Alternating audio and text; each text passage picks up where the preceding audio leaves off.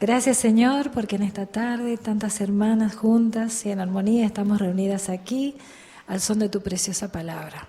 Gracias porque tú estás hablando a nuestros corazones y te rogamos que esa palabra toque nuestras vidas y nos transforme, para que cada vez más tu figura y tu carácter se reflejen en cada una de nosotras. Queremos honrarte y glorificarte con nuestra vida y con todo lo que hacemos. Bendice a todas las hermanas y a todos los hermanos aquí presentes. Y bendice especialmente a Susana, que en este momento tiene la responsabilidad de pararse aquí y transmitirnos lo que tú le has dado para nosotras. La ponemos en tus manos y te damos gracias desde ya por estos momentos preciosos. En el nombre del Señor Jesús. Amén. Bueno, queremos darle la bienvenida a Susana, de parte de todas las hermanas, no solamente de la iglesia local, sino de todas las iglesias representadas aquí. Le damos una calurosa bienvenida y deseamos que el Señor la bendiga y la utilice y le dé bendición de muchísimos y ricos frutos para su gloria. Bueno, para mí qué bueno que me gusta que esto es una cosa grande, entonces que no se nota como estoy temblando acá atrás. Sí, porque yo a veces le digo a Samuel, él realmente es un hombre con un don de enseñanza y con tantos años de trayectoria que no importa sean muchos, todos está como acostumbrado. Pero bueno, es un privilegio, ¿no? Poder compartir con ustedes de lo que el Señor ha estado trabajando y está trabajando en mi vida.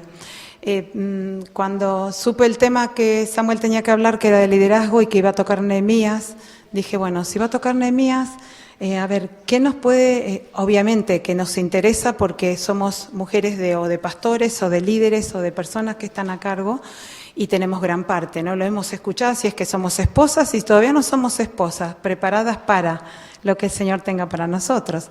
Entonces dije, qué lección fue muy impresionante a mí de Nehemías, ¿no?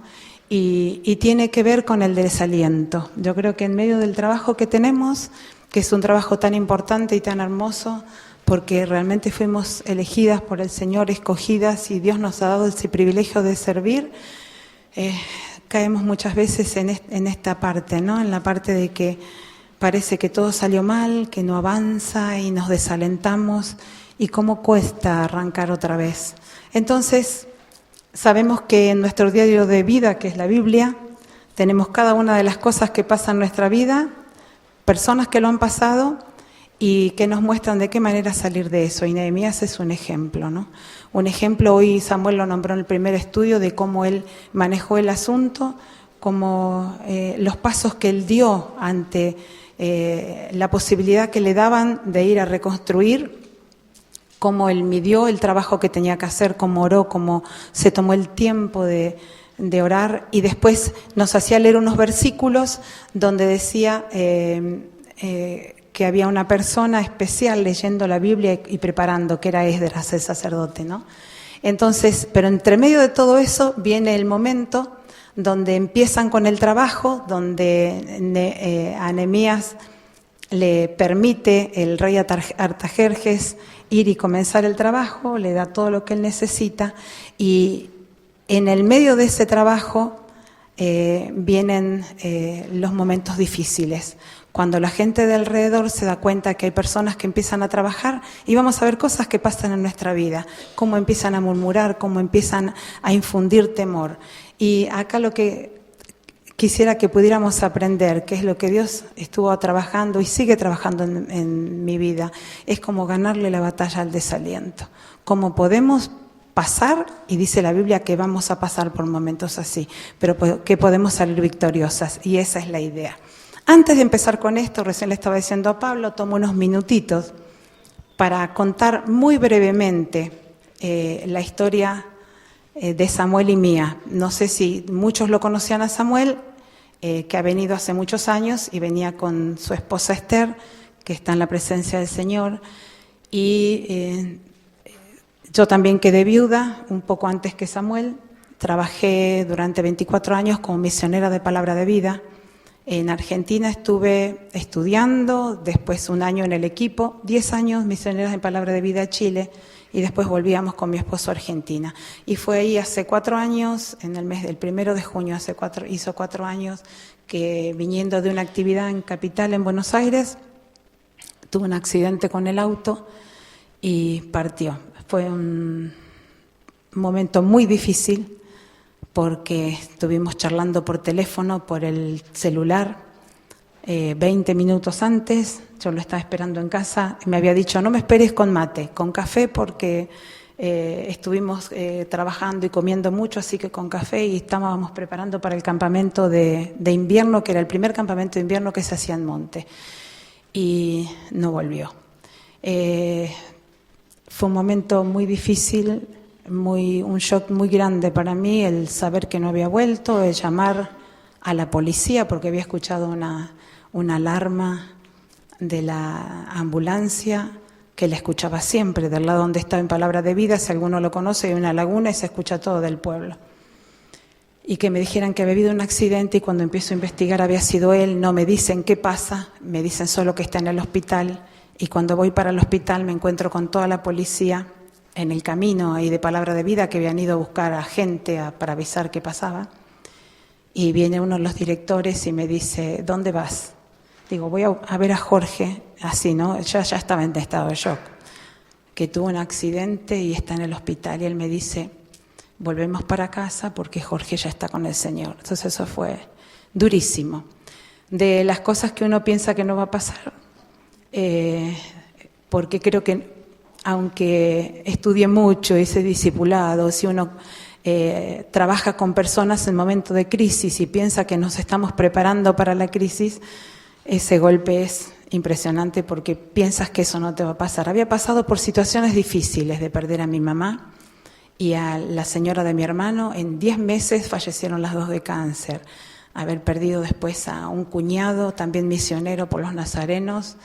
Al otro año mi papá, y dije, bueno, ya en esto, Señor, no tienes más que mostrarme porque me has preparado para enfrentar estas cosas. Pero Dios tiene planes diferentes, maneras diferentes de tratar con nosotras, y tenía algo más. Y en las preguntas sin respuestas al Señor, en los temas a solas con Él, de decirle, bueno, ahora quiero ver que lo que he enseñado, lo que me has mostrado es real y que esto sí vale la pena, sí puedo encontrar que el Señor funciona. Son momentos muy difíciles, pero la paz de Él viene, te hace avanzar. Tengo 3 hijos, de los 3 hijos solo uno estaba casado y estaba viviendo en Francia, misionero de Palabra de Vida de Francia, y los otros 2, uno 18 años en ese momento y estaba estudiando en el Instituto Bíblico, su 2º año, y mi hija era ya misionera de Palabra de Vida ahí. Esos 2 estaban sin casarse. Y bueno, Dios hizo las cosas como el Señor las hace en su soberanía, y lo voy a hacer corto porque a veces ni nosotros sabemos cómo Dios hizo esto con Samuel, porque él a 12.000 kilómetros, en la misma situación, ya después mis hijos, los 2 que estaban en casa, se casaron, estábamos los 2 solos, con todos los hijos casados en el ministerio. ¿Y cómo fue que nos contactamos? Él, cuando falleció Héctor, empezó a hacer un devocional de aliento que envía cada semana a las personas que desean recibirlo. Y un misionero de Palabra de Vida, que era compañero mío de oficina, porque yo estaba encargada de la oficina del Departamento de Admisión de Alumnos de Instituto Bíblico, y era compañero vecino de oficina, me dice, ¿por qué no me das tu mail? Que Samuel Pérez Millos está escribiendo estos devocionales, ¿te gustaría? Le dije, sí, claro. Yo a Samuel lo conocía de las veces que iba a Monte a predicar. Algunas veces hemos comido los matrimonios con los otros matrimonios juntos, pero no más que eso. Y si él ha pasado por eso y un pastor y está escribiendo un devocional, va a ser de mucha bendición. Y así empezó todo, con ese devocional. Después Samuel me escribe un mail diciéndome si no, ya que estábamos en el ministerio y con situaciones muy parecidas, si no estaba bien que compartiéramos situaciones de ministerio y opiniones y datos, porque dice, no, vas a entender lo que es mi ministerio como yo puedo entender lo que te pasa a ti, ¿no? Pero bueno, el Señor hizo lo demás porque ni nosotros entendemos cómo es esto, ¿no? En ninguno de los 2 estaba en la mente volverse a casar, pero bueno, Dios tiene otros planes y entendimos que nos estaba uniendo para servirle el tiempo que el Señor nos dé en la tierra.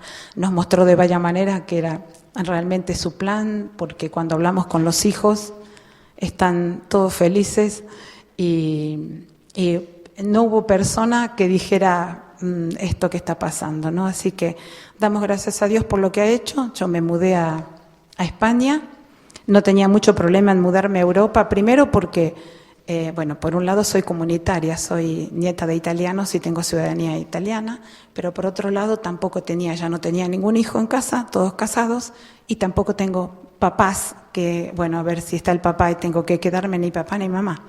Solo tengo un hermano, el que quedó viudo, que se volvió a casar, que es pastor en Buenos Aires, y bueno, que ahora, si Dios quiere, lo voy a ver, pero Dios hizo las cosas de esa manera y realmente vemos que en su soberanía Dios hace las cosas de una manera que no lo podemos entender, que quiere enseñarnos las lecciones, que a veces esas lecciones nos duelen mucho, pero que Él siempre te sostiene y que es la verdad, que nunca te va a dejar pasar por algo más fuerte de lo que puedas soportar. Y hablando de ganando la batalla al desaliento, ¿no? Querías contarles algo. Ahora, antes de venir para aquí, estuvimos en Italia y después de la última reunión que Samuel estuvo hablando en una iglesia en Roma, nos invita a almorzar uno de los ancianos y en esa casa vemos una situación muy difícil que nos comentan, ¿no? En la iglesia ya habíamos visto entrar a una señora con una niñita en una silla de ruedas, pero completamente atada y hasta sosteniéndole la cabeza porque no mantiene la cabeza. Y cuando llegamos a esa casa era una de las hijas de este pastor. Este anciano es médico. Y entonces nos comentan y nos dice que esta niña fue normal hasta los 4 años, y a los 4 años empieza con cosas medias raras, las empiezan a hacer estudiar y para hacer corta la historia, es un problema genético, los dos haciendo el estudio a los padres porque no podían saber, es una enfermedad muy rara, no me acuerdo el nombre, que hay muy poca gente en Europa, en Italia son unos 50, en España hay 40, pero es muy poquito, está recién estudiándose. Y cuando hacen el estudio de genes a los dos papás, los dos tienen ese gen y al unirse, no tenían idea ellos que ellos tenían eso, se unen y corre el riesgo los hijos que son portadores, tienen otros hijos, 2 mayores que están normales y se desarrolla hasta los 4, 5, 6 años, si es que se desarrolla esta deformación. Y esto viene, cuando empiezan a investigar, lo primero que les pregunta es si ellos eran parientes, porque esto viene realmente de un origen de pecado, ¿no? Porque es de incestos, de violaciones o de relaciones entre hermanos y se ha ido degenerando de tal manera que provoca esto. ¿Por qué les cuento esto, no? Estábamos hablando con ellos y obviamente cuando ellos comenzaron a hablar y sobre todo la mamá y nos contó toda la historia fue difícil. Ella se pone a llorar y llorábamos todos porque es como estamos en la obra, estamos sirviendo al Señor. Y nos encontramos con una cosa tan dura, tan fuerte. En un momento nos dicen, nos cuenta todo y nos dicen, acérquense a saludar a Simona. La pueden tocar, ella va a sentir que alguien la toca porque ya no ve. Creemos que escucha, ni siquiera puede comer. La tienen que alimentar por sondas gástricas. Y así se va a ir debilitando porque el asunto, este problema con esta enfermedad neurológica, van muriendo sus neuronas. Y de a poco fue perdiendo todo. Una niña que la ves en las filmaciones o en las fotos normal y de pronto desaparece eso. Y ellos han hecho una asociación con este tipo de personas y obviamente a nivel nacional se ha presentado para conseguir fondos para esto y obviamente ellos como creyentes se han acercado a los otros padres que tienen niños con este problema. Y él como creyente dijo, bueno, si el Señor lo permitió en mi familia es para que yo pueda testificar. ¿Y qué es lo que dice la persona? De Dios no me hables, porque si existe un Dios, esto no puede pasar. Y es donde a mí me llamó tanto la atención de escucharlo decir a él. Y yo le dije a este señor, no le eches la culpa a Dios, porque yo soy médico y te digo que esto viene por problema del hombre, de estar lejos de Dios y por el pecado. Entonces yo me preguntaba, ¿no? ¿Cuáles son exactamente los límites de nuestra tolerancia? cuáles son las medidas de dolor que podemos soportar, qué diferentes pueden ser en unas o en otras, ¿no? No sabemos la respuesta de cuánto podemos llegar a soportar, pero yo vi a esta familia llorar por esa hija. Tener una vida les cambió la vida completamente, en la incertidumbre de no saber qué va a pasar. Ni siquiera es capaz de tragar su saliva, la tienen que aspirar. Entonces vivir pendientes. Pero he visto esta familia con un corazón tan fuerte y aferrado al Señor que me daba ánimo. Y llegamos a compartir en un momento por diferentes situaciones de dolores y difíciles que nos ha tocado pasar.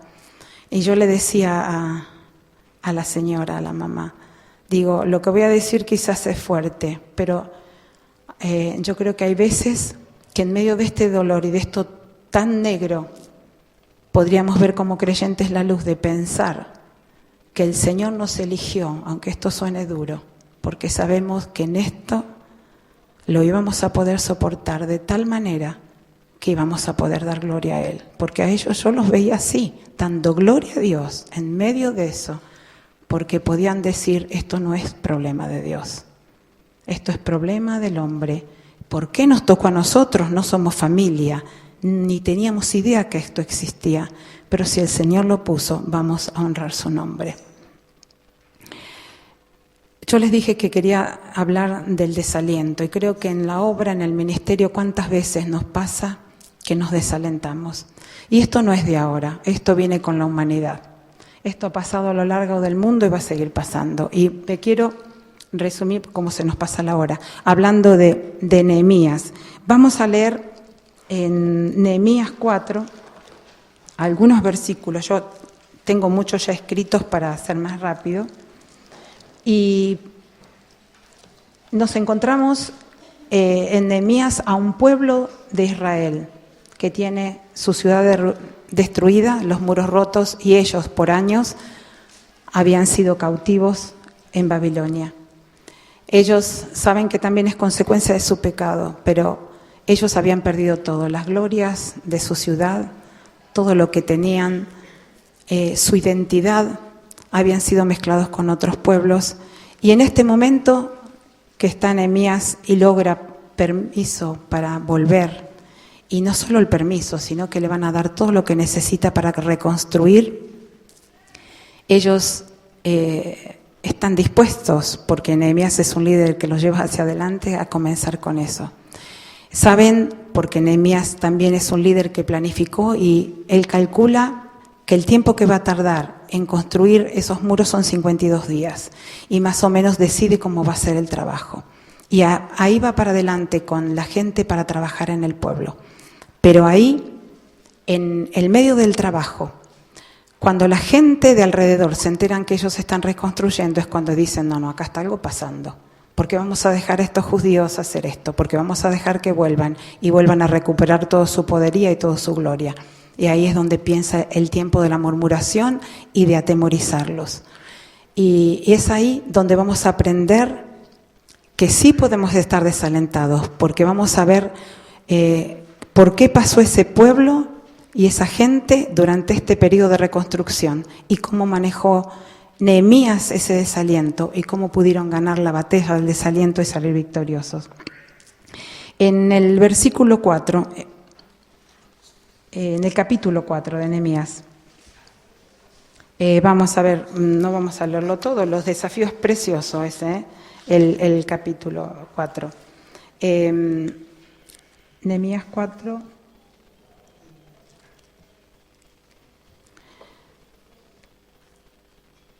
Bueno, vamos a leer hasta el 10 más o menos, lo leo. 4:1. Cuando oyó Sanbalat que nosotros edificábamos el muro, se enojó y se enfureció en gran manera e hizo escarnio de los judíos. Y habló delante de sus hermanos y del ejército de Samaria y dijo, ¿qué hacen estos débiles judíos? ¿Se les permitirá volver a ofrecer sus sacrificios? ¿Acabarán en un día? ¿Resucitarán de los montones del polvo las piedras que fueron quemadas? Y estaba junto a él Tobías amonita, el cual dijo, lo que ellos edifican del muro de piedra, si subiere una zorra lo derribará. Oye, oh Dios nuestro, este es Nehemías orando, que somos objeto de su menosprecio, y vuelve el baldón de ellos sobre su cabeza, y entrégalos por despojo en su tierra de cautiverio. No cubra su iniquidad, ni su pecado sea borrado delante de ti, porque se airaron contra los que edificaban.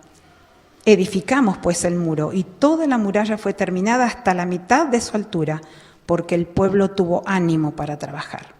Pero aconteció que oyendo Sanbalat y Tobías y los árabes, los amonitas y los de Asdod, que los muros de Jerusalén eran reparados porque ya los portillos comenzaban a ser cerrados, se encolerizaron mucho y conspiraron todos a una para venir a atacar a Jerusalén y hacerle daño. Entonces oramos a nuestro Dios y por causa de ellos pusimos guarda contra ellos de día y de noche. Y dijo Judá: las fuerzas de los acarreadores se han debilitado y el escombro es mucho y no podemos edificar el muro. Y nuestros enemigos dijeron: no sepan ni vean hasta que entremos en medio de ellos y los matemos y hagamos cesar la obra. Pero sucedió que cuando venían los judíos que habitaban entre ellos nos decían hasta 10 veces: de todos los lugares de donde volviereis, ellos caerán sobre vosotros. Vamos a leer hasta ahí. ¿Qué es lo primero para ir contra el desaliento? Vemos acá que hay un plan, que tenemos 52 días para trabajar, que el pueblo dice tuvo ánimo para trabajar y que habían llegado hasta la mitad del trabajo, donde ya empezaban a poder poner cerrojos. Entonces la gente de alrededor dice: esto va en serio, acá no nos gusta que sigan, porque si no se van a hacer, como es un pueblo fuerte, se van a multiplicar y ya no vamos a poder contra ellos. Entonces, en el versículo 10 leíamos 4:10, las fuerzas de los acarreadores se ha debilitado y el escombro es mucho y no podemos edificar el muro. Ahí en ese versículo tenemos 3 de los 4 ingredientes que yo encontré para el desaliento. ¿Qué hizo? ¿Qué hay que hacer primero cuando estamos desalentados ante algo que parece que no vamos a avanzar? Es reconocer, ¿no? Ellos lo dijeron. Las fuerzas de los acarreadores se ha debilitado, estaban fatigados. El escombro en mucho, eso ya los estaba frustrando, volver cada día y ver las mismas montañas. Y si estamos cansados y estamos frustrados, es muy fácil que pensemos que hemos fracasado. El primer ingrediente, la fatiga. Dice: las fuerzas de los acarreadores se han debilitado. El proyecto de construcción, como dijimos, tenía 52 días. Y la verdad que 52 días trabajando con muros, con montañas de cascote para sacar y para volver a edificar y para poder armar, yo creo que puede romper la espalda y cansar a cualquiera. La fatiga los atrapaba y cuando estás muy cansada, también se te van las ganas de hacer, ¿no? ¿No has descubierto que eso es verdad? No sé cómo es tu situación, pero quizás te puedo contar cómo me ha pasado a mí en la época de los chicos en el colegio. Trabajaba fuera de casa, tenía que volver del trabajo, hacer las compras para la comida, ir a buscar a uno que estaba en gimnasia, iba a buscar al otro que estaba en música, armar las cosas, salir, venir, hay muchos que se están riendo. Y llegamos y después, bueno, hay que preparar la cena, hay que acostar a los niños, hay que hacer las tareas, las actividades extraescolares, un examen especial y después llega el esposo, que como hoy escuchábamos de Samuel, que es una realidad. No nos tienen que encontrar con los rulos, con 20.000 cosas, sino felices y no felices, quizás un poquito así, pero tampoco diciéndoles: no me pidas nada, estoy cansada, no me hables. ¿Te ha pasado o no te ha pasado? Eso agota, fatiga. Lo haces porque es el tiempo de hacerlo, los niños chicos lo tienes que hacer. Pero tarde o temprano tenemos límites y nuestros límites nos alcanzan. Sabes que cada cuerpo humano está gobernado por una fórmula matemática que tiene que ver con el tiempo, presión y esfuerzo. Si nos excedemos de eso, nos cansamos. Nos pasamos de vuelta, decimos acá en Argentina, ¿no? Yo creo que a medida que pasa el tiempo tendríamos que aprender a darnos márgenes de tiempo para no llegar a esa fatiga que nos hace perder el valor de avanzar. Esta gente estaba agotada. Tenía montones de escombros y yo me imagino, no quiero ni pensar lo que era, con lo que eso sabía, no creo que había palas ni carretillas, cómo tendrían que trabajar y pensar que al otro día volvía y apenas había avanzado tan poquito. Y yo digo, estoy muy cansada, no voy a poder. Eso es lo que les estaba pasando. veíamos en otro pedacito del versículo, dice, el escombro es mucho. Cansados como estaban, ya no veían ellos lo que iba a salir de eso. Ellos veían lo que tenían adelante. Las visiones de la gloria anterior, lo que pensaban que podía pasar no estaba en su mente. Pensaban que volvían cansados a su casa, el escombro seguía, no avanzaban mucho, entonces esto se estaban frustrando. No vamos a llegar, no creo que vamos a llegar. Estaban a punto de colapsar del cansancio, estaban exhaustos. Y en ese momento, cuando estás tan cansado, no puedes ver lo que es el final, ¿no? Por eso es bueno que siempre tengamos planes y tengamos metas, ¿no es cierto? Yo decía, con los chicos sabes que lo que tienes que hacer, porque tú tienes un plan o tienes una meta con cada uno. No sé si te ha pasado con tus hijos, ¿no? Me acuerdo en este momento del más chico mío, que ya tengo los 3 casados. Estábamos en Monte y ahí hay doble escolaridad, inglés y español. Entonces, en un momento, en un año que tenían tantas horas que salía, eran el penúltimo año ya de la secundaria. Entraba a las 8 de la mañana, tenía un tiempo para comer y a veces hasta las 8 de la noche no volvía porque tenía todo en inglés y todo en español. Un día viene y me dice, con sus razonamientos de adolescentes, mami, ¿para qué quiero yo un título en inglés? Si ya sé inglés, si hablo re bien, ya estoy... Le dije, porque no hay otra cosa que vas a tener que hacer. Yo me voy a mover en todo lo otro, pero eso lo vas a hacer. Y es el día de hoy que te dice, gracias, porque exigiste. ¿Por qué? Porque teníamos un plan, porque fue agotador, porque nuestras fuerzas faltaron, pero nosotros veíamos o estábamos viendo más allá de eso. Si tú ves el cansancio diario y la fatiga diaria, a veces dices, no tengo ganas de seguir. Pero tú dices, tengo que avanzar, tengo una responsabilidad, es por el bien de ellos. ¿Y cuántas veces decimos, yo creo que todas, yo quiero que puedas hacer lo que yo no hice? Y quiero que puedas tener lo que yo no tuve, porque sé que eso te abre perspectivas. Estaban fatigados el pueblo, estaban frustrados. Y claro, que termina diciendo el versículo, las fuerzas se han debilitado, fatigados, el escombro es mucho, esto me frustra y no puedo edificar el muro. Ellos ya pensaban que había fracasado y no es cierto, no habían fracasado porque nos dice la Biblia que ya estaban en la mitad. Y en ese momento, cuando están en la mitad y cuando un poquitito más, porque les faltaba menos tiempo del que habían comenzado y podían terminar, es cuando aparece nuestro enemigo, que es el mayor desmotivador del mundo, para hacernos sentir que no vale la pena lo que estamos haciendo. Y saben que el desánimo es contagioso, ¿no? La gente no había fracasado, pero ellos lo veían así. Yo creo que el fracaso no es algo nuestro ni de ahora, es algo de siempre, es algo universal. Y si puede ver nuestro enemigo que nosotros estamos pensando que hemos fracasado, pensando que no vale la pena lo que estamos haciendo, yo creo que en ese momento él hace una marca en su agenda con nuestro nombre y dice, acá me voy a meter para que no levante los ojos, para que no encuentre la solución, para que piense que no tiene que avanzar y deje las cosas donde comenzó. Pero no solo ellos estaban cansados, estaban fatigados y sentían de que no habían avanzado nada y que no valía la pena lo que en un momento lo habían hecho con tanto gozo, sino que leíamos en el 11 y el 12 otro de los ingredientes para el desaliento, que es el temor, que es cuando dice los enemigos le dijeron, ustedes no van a saber cuándo, iban y se lo decían en el oído, ¿no? Pero en algún momento vamos a aparecer y los vamos a matar. Y dice, hasta 10 veces de todos los lugares donde volvieres, ellos van a caer sobre vosotros, no van a poder. Nos encontramos con estos vecinos, gente de al lado que vienen a asustarlos. Y en medio de los sentimientos que ellos tenían de frustración y de cansancios, viene el temor. ¿Y cuántas veces nos pasa a nosotros, ¿no? Cuando pasan cosas que no habíamos calculado, cuando no nos salen las cosas como habíamos pensado, empezamos a escuchar voces y personas que dicen, yo sabía que no ibas a poder, yo te dije que no empezaras, no vales para eso.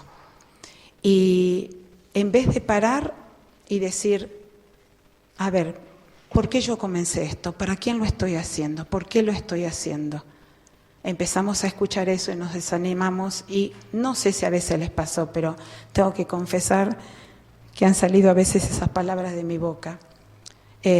Cuando he tenido situaciones en la congregación, situaciones de críticas, situaciones que en vez de que vengan a ayudar, dicen, lo estás haciendo mal o sabía que no ibas a poder, de decir, bueno, ya no quiero hacer nada más, que lo hagan otros. A veces me resulta más fácil trabajar con inconversos que con creyentes. No sé si alguna vez les pasó de que uno dice eso, pero realmente somos seres humanos, caemos en ese error, pero creo que es porque en ese momento perdemos la perspectiva. Comenzamos a mirar alrededor como empezó a mirar el pueblo, escuchamos todas estas cosas que nos traen temor, estamos cansadas porque estamos trabajando solas y no sabemos cómo salir. Y el desaliento nos embarga, nos sentimos frustradas y creemos que no vamos a poder avanzar. Pero no dejemos que el enemigo gane la batalla. Aquí en esto, en medio de esto que era, me imagino que era horroroso ver todo eso así y sentirse solo y fatigado y que vinieran a decir que te iban a matar. Ahí está Nehemías dándonos la solución a ese desaliento. ¿Cómo hizo él para poder sacar a todo un pueblo que se venía abajo y que tenía temor y que no quería avanzar? ¿Cómo respondió el desaliento? Y lo leímos también, ¿no? Él ora, clamó a Dios en oración. La mayoría de nosotras cuando estamos en algún problema, y lo digo por experiencia, intentamos arreglar el problema de todas las maneras posibles. Y después vamos y le decimos al Señor y oramos para que nos ayude con el problema. Y creo que invertimos las cosas.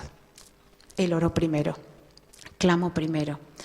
La otra vez una señora me decía, hablando justamente en un aconsejamiento por una situación donde estaba muy desanimada, y la animaba a seguir y no puedes estar así, vamos a orar. Dice, no, nosotros hemos hecho todo lo posible, lo único que nos queda es orar. Y yo dije, ¿cómo? Hicimos todo y lo único que nos queda es orar. Creo que es al revés. Teníamos que haber orado y después haber avanzado. No dejemos al Señor para lo último. No hagamos nuestros planes y digamos, Señor, este es el plan, bendice mi plan. Oremos antes del plan. Decir, Señor, tengo desafíos, siento una carga y seguro que viene de ti. Este desafío es esto tan grande, lo pongo delante tuyo. Señor, te pido que me ayudes, que me des sabiduría, que me guíes. Cuando vemos la guía de Dios y vemos que vamos dando pasos, seguir orando y clamando cuando aparezcan los problemas, no dejar para lo último. Hay un muchacho que una vez, es un argentino, un jugador de fútbol, que viniendo, él era inconverso, viniendo después de festejar un triunfo, tiene un accidente y quedó paralítico. Se llama Fernando, no me acuerdo el apellido, y quizás han conocido su testimonio. Yo lo escuché en una iglesia en Buenos Aires, porque él, por ese accidente, en la clínica que estaba, alguien le testificó de Cristo y aceptó a Cristo. Y él dando un testimonio en la iglesia dice, por tanto tiempo, después que di gracias a Dios, porque a través de esto yo lo había conocido, dije, bueno, Dios, ahora el milagro. Mis fuerzas son mis piernas, es mi vida, ahora quiero caminar.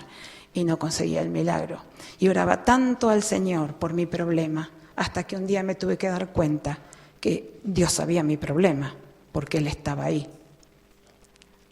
Entonces nos dice Él, aprendí que no tenía que decirle a Dios cuán grande es mi problema, sino a mi problema, qué grande era mi Dios.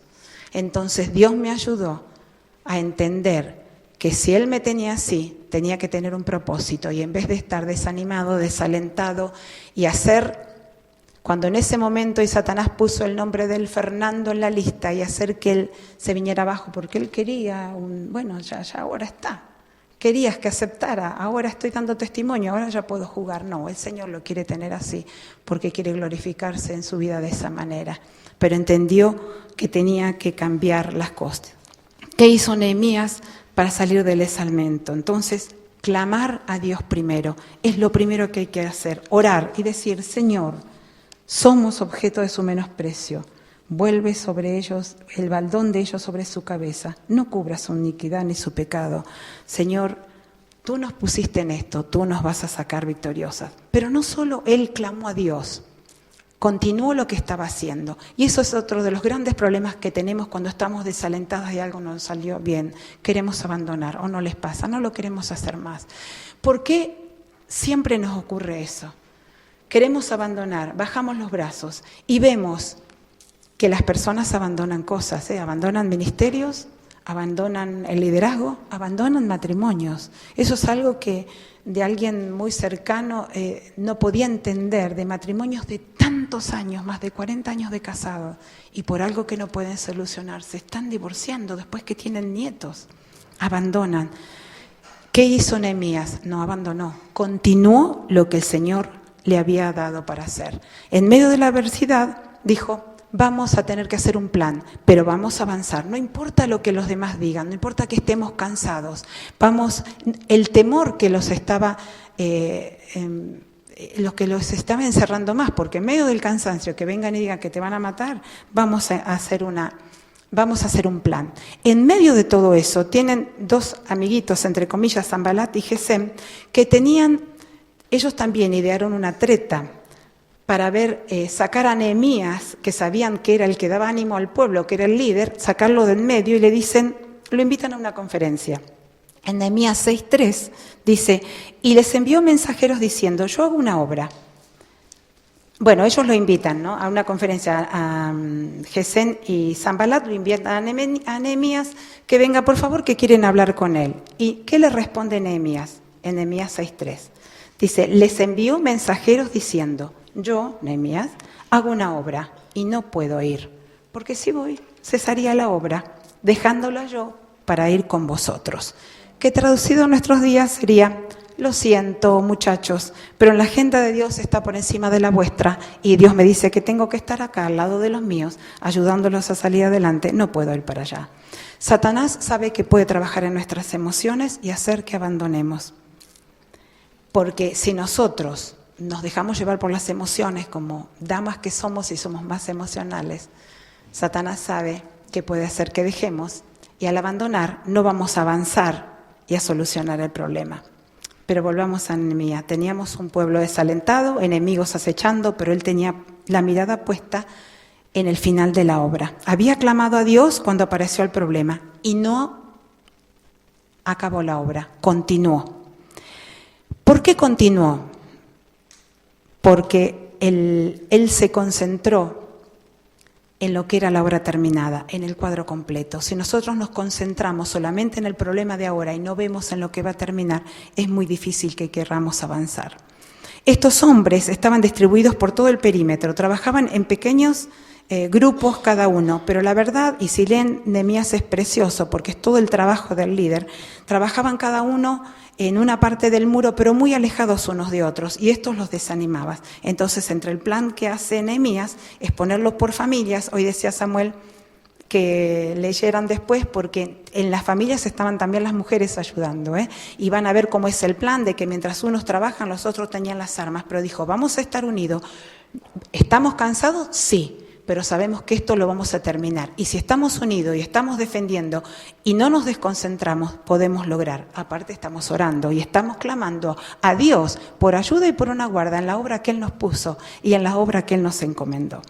En el versículos 12 y 13 ya los leímos, que decían, todos decían: mirá que van a caer sobre ustedes, van a venir y los van a hacer. Pero él puso, dice, en las partes bajas del lugar detrás del muro y en los sitios abiertos puso al pueblo por familias, con sus espadas, con sus lanzas y con sus arcos. Y puede ser que a nosotros a veces estemos muy desanimadas porque vemos solo el pedacito del trabajo, lo que está delante nuestra, pero a veces nos olvidamos de ver que somos hijas de Dios, con una misión tan importante, con algo para hacer.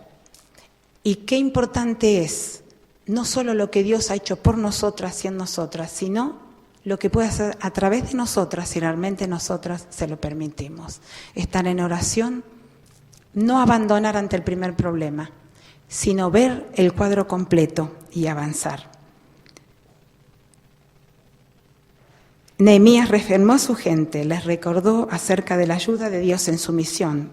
Versículo 14 dice: después miré y me levanté y dije a los nobles y a los oficiales y al resto del pueblo: no temáis delante de ellos, acordaos del Señor grande y temible, y pelead por vuestros hermanos y por vuestros hijos y por vuestras hijas, por vuestras mujeres y por vuestras casas. Hizo que el pueblo estuviera junto, que estuviera unido, porque así tenían fuerza. Una vez estaba viendo un cuadro que es muy representativo. El cuadro muestra un montón de cabecitas, muchísima gente, todos cuerpitos así muy amontonados y globitos arriba de las cabezas, ¿no? Que son los pensamientos de las personas. Y en los globitos, ¿saben qué decían? ¿Qué puedo hacer yo solo? Otro, ¿qué puede hacer un hombre solo? Y tú miras el cuadro y dices, ¿cómo puede ser que diga que está solo si está lleno de gente? Eso significa que a veces te puedes sentir muy sola cuando estás en un problema y te encierras. Y esta es otra de las artimañas de Satanás, el aislarte. No permites que el enemigo te aísle. Cuando te sientas así, corre al Señor, dobla las rodillas, toma fuerzas de quien te las puede dar, pero avanza. Y hay una cosa tan importante, puedes sentirte sola en medio de un montón de gente.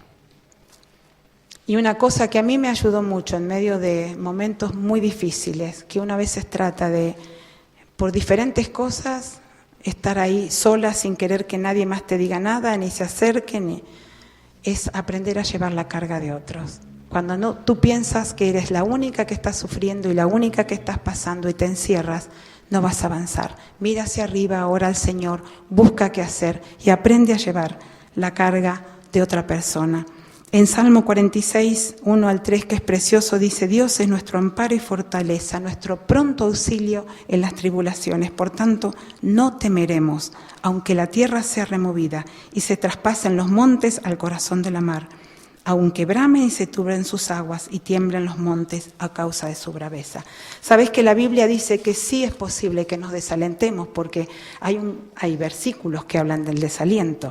En 2 Tesalonicenses 3:13 dice: y vosotros, hermanos, no os canséis de hacer el bien. Significa que aún haciendo el bien podemos cansarnos y desalentarnos y no tener ganas de avanzar. Pero ¿por qué dice no nos cansemos de hacer el bien? Y tenemos la respuesta en Gálatas 6:9. Dice: no nos cansemos pues de hacer el bien, porque a su tiempo segaremos, si no desmayamos. Esto es, nos desalentamos, bajamos la mirada, no nos da ganas de avanzar. ¿Que podemos desalentarnos? Sí. ¿Que podemos estar haciendo un bien y ayudando y recibimos solo críticas y cosas que nos duelen? También puede ser. Pero el Señor nos dice: no nos cansemos de hacer el bien, porque vamos a recibir de parte del Señor lo que Él nos quiera dar si nosotros no desmayamos y avanzamos. No perdamos de vista estas cosas, corramos a la Biblia, pongamos nuestra nariz en la palabra de Dios, vivamos a Cristo. Lo escucho tanto decir a Samuel y es algo que quiero que sea una realidad en mi vida, no solamente poder hablar, sino que sea real en mi vida, la vida de Cristo, y decir en cada cosa, en cada momento, Él es el que me fortalece, Él es el que me da las fuerzas. Una vez haciendo un estudio sobre la oración, decía un autor que la única manera de hacer temblar a Satanás es cuando ver mujeres que doblan las rodillas. Entonces, digamos, queremos hacer temblar a Satanás, doblemos las rodillas, aprendamos a llevar carga de otros, no nos miremos solo hacia adentro, veamos qué está necesitado nuestro hermano y podemos avanzar con él. Nuestras cargas se vuelven más livianas cuando aprendemos a llevar las ajenas. Así es como Dios ha planificado las cosas. No quiere que llevemos nuestra propia carga, no quiere que estemos solos. Si nosotros llevamos la carga de otros, vas a ver cómo tu corazón se va a alentar. Sé lo duro que puede ser estar en momentos así, muy, muy difíciles, donde todo parece oscuro, donde no quieres mirar hacia el futuro porque no sabes qué va a pasar. Y donde tienes que levantar la cabeza al Señor y decirle: Señor, creo en tus promesas, sé que funcionas. Y aprender, como el Señor me enseñó a través de la última experiencia tan dura, a vivir cada día. Ese día es el día que Dios me ha regalado, es el día de bendición, el día que tengo que aprovechar. El mañana no lo tengo, el pasado ya no lo puedo alcanzar. No es que no tengo que ocuparme por el mañana, pero no preocuparme, porque Él está por sobre todas las cosas. Vivir cada día, vivir a Cristo, ser de bendición a otras personas. Y quería terminar con un versículo que hoy leyó para convencer al muchacho que dirigió, que es Habacuc 3, 17, 19. Fue el versículo que yo estuve usando en mis mails y en mis cartas, después que falleció Jorge, quería que fuera realidad en mi vida, que el que dice, ya lo leyeron, aunque la higuera no florezca, aunque no haya vides, aunque pase lo peor, lo vamos a hacer cortito, dice, con todo, ¿en quién me puedo alegrar yo? En Jehová. ¿En quién me voy a gozar? En el Dios de mi salvación. ¿Por qué? Porque Él es mi fortaleza. Él es que puede hacer mis pies como de siervas y me puede hacer andar en mis alturas, en las alturas de andar cerca de Él, aferrada a Él y sirviéndole y dando gloria a su nombre, porque si Él permitió que pasara por una o por otra situación, seguro que es para enseñarme algo y en cada situación tengo que poder dar gloria a su nombre. Que el Señor nos bendiga.